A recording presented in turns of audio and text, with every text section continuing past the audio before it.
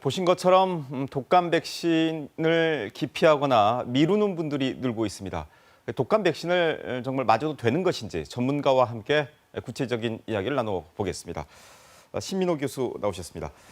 네, 지금까지 이 독감 백신을 접종한 이후에 그 사망자 계속해서 늘고 있는데요. 이 독감 백신과의 연관성, 조사 결과는 언제쯤 나올까요? 일단 뭐 독감 백신을 맞고 나서 지금 사망자가 어제까지 9명이었는데 오늘 오전에 13명 계속 지금 늘어나고 있는 것 같습니다.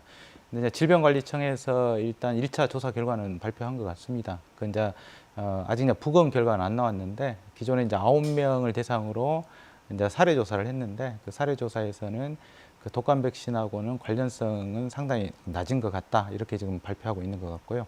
두 번째는 과연 이제 독감 백신이 그러면 오염될 수 있었을 거냐 이제 이 부분도 검토해봤는데 기존에 이제 사망자들이 대부분 여러 회사들 5개 회사들에서 모두 골고루 지금 이제 나오고 있고 그 다음에 또 이제 동일 로트 번호에서는 사망자가 또 나오지는 않고 있어서 지금 독감 백신의 오염 부분도 지금 배제하고 있는 것 같습니다. 그런데 시민들의 불안감은 쉽게 가시질 않고 있거든요. 그러면 아까 이제 교수님께서 말씀하시기에 부검 결과가 아직 안 나왔다고 했는데 그럼 그런 결과들까지 모두 다 나올 때까지 접종을 기다리는 게 맞을까요? 접종을 하지 않고? 아니요, 그럴 필요는 없을 것 같습니다. 왜 그러냐면 일반적으로 독감 백신으로 인해서 사망자가 발생하는 경우는 독감 백신의 그 이상 반응인 중증 이상 반응인 아나필락시스하고 관계가 있는데 그 아나필락시스가 의심되는 사례는 없는 것 같거든요. 그렇기 때문에 기존의 사망자들 보고되고 있는 게 이제 독감 백신하고 관련성은 좀 낮은 것 같고, 그리고 또 이제 일반적으로 우리나라에서 하루에 한 800여 명 정도 사망을 하거든요. 그럼 이제 독감 백신이 지금까지 한 1,300명 정도 독감 예방 접종을 맞았는데 최대 하루에 50만 명에서 한 100만 명까지도 이제 최근에는 맞았을 것 같아요. 이번 주에는. 그런다고 하면 한 50만 명 중에서 하루에 우리가 평상시에 사망자들이 대략 한 20명까지도 그 나이가 많은 사람에서 20명까지도 발생하거든요. 50명에서 그냥 독감하고 상관없이 그냥 평상시에 사망하는 숫자가 한 20명 정도 된다는 겁니다. 그렇기 때문에 지금 현재 보고되고 있는 숫자는 그 정도 평상시 사망하고 있는 정도의 숫자일 가능성이 상당히 크다는 겁니다.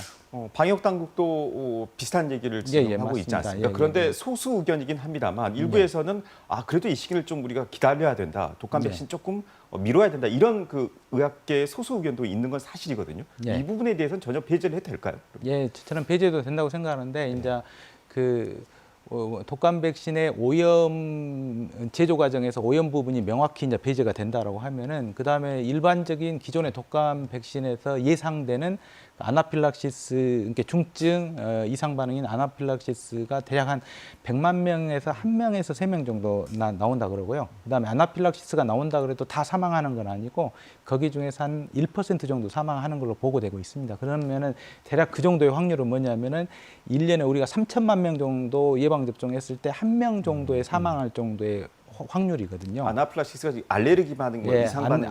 알레르기 반응인데 좀 중증인 알레르기 반응을 아나필락시스라고 이야기를 합니다. 그러니까 사람마다 체질이 다 다르니까 일부는 그런 반응이 나타날 수 있다. 지금 그런 말씀이신 거죠. 근데 이제 아나필락시스가 나타난 사람 중에 다 사망하는 건 아니고 거기에서도 또 적절한 처치가 이루어지기 때문에 뭐 한 1% 정도 사망하는 것으로 지금 보고가 되고 있습니다. 그러면 올해는 그렇다 치더라도 과거에도 저희가 해마다 독감 백신 접종을 맞지 않습니까? 그럼 과거에는 독감 백신을 맞은 사람 중에 이 접종과의 연관성으로 해서 사망한 사례 확인된 게 어느 정도나 됐습니까? 지금 질병관리청에서 2009년 이후로 이제 발표된 자료를 보면은 독감 백신을 맞고 나서 한 25명 정도 지금 사망했다고 보고하고 있고요. 가장 많이 보고한 해는 그 신종플루가 발생했던 2009년입니다.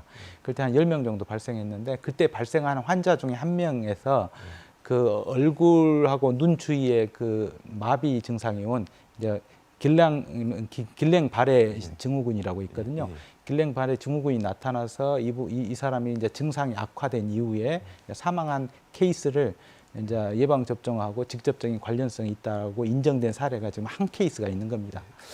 그러면 정리를 하면 독감 부작용 신고가 잇따르고 있지만 그럼에도 이제 접종을 하는 게 맞다는 말씀이신 거잖아요. 그리고 대부분 사망자들은 독감하고 관계없는 일상적인 또 기저질환이 있거나 평상시 예상되는 사망 수준에서 나타나고 있는 사람이라고 볼 수가 있겠습니다. 마지막으로 이거 하나만 여쭙겠습니다. 그렇다 하더라도 이런 경우에는 그래도 독감 백신 접종을 해서는 안 된다. 뭐 이런 어떤 경우에는 하면 안 될까요? 일단은 이제 독감 예방 백신의 뭐 명확한 그 금기는 기존의 예방 접종을 맞고 중증 알레르기 반응이 있었던 사람들만 금기라고 하고 있습니다.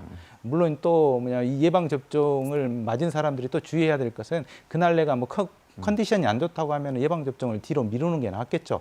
그리고 이제 충분한 수분 섭취를 하고 예방 접종을 맞으라고 또 이야기를 합니다. 그다음에 이제 예방 접종을 맞고 나서 이제 집에 가셨을 때 일반적으로 아나필락시스 증상은 대부분 뭐 30분 이내에 오거든요. 그래서 우리가 예방 접종하고 나서 의료기관에 20-30분간 머물러라고 하는 이유는 그겁니다. 그러더라도 한 2-3시간 이후에도 나타날 수가 있기 때문에 그런 경우는 중증 그 알레르기 반응인 아나필락시스를 우리가 예상할 수 있는 그런 게 있거든요. 예를 들어서 눈주위나 입주위가 붓거나 또는 호흡곤란이 있거나 또는 뭐 설사나 구토 이런 증상이 있을 때는 반드시 바로 119에 신고를 해가지고 바로 이제 응급실로 가야 되겠죠. 정리를 하면 독감 백신을 접종하는 것이 바람직하다. 예, 맞습니다. 크게 걱정할 필요는 없다. 이렇게 할 수 있겠죠. 그리고 이제 추가로 이야기하면은 특히 언론에서 독감 백신을 맞고 나서 사망한 케이스, 명확히 예방 접종하고 관련된 이런 이상 반응, 알레르기 이상 반응으로 의심되는 케이스가 아니라고 하면은 더 이상 언론에서 예방 접종을 맞고 누가 사망했다는 이런 보도들은 지금 현재는 좀 자제해 주는 게 좋지 않냐는 그런 생각이 부분도 듭니다. 저희가 좀 참고를 해야겠습니다. 여기까지 정리하겠습니다. 네, 감사합니다.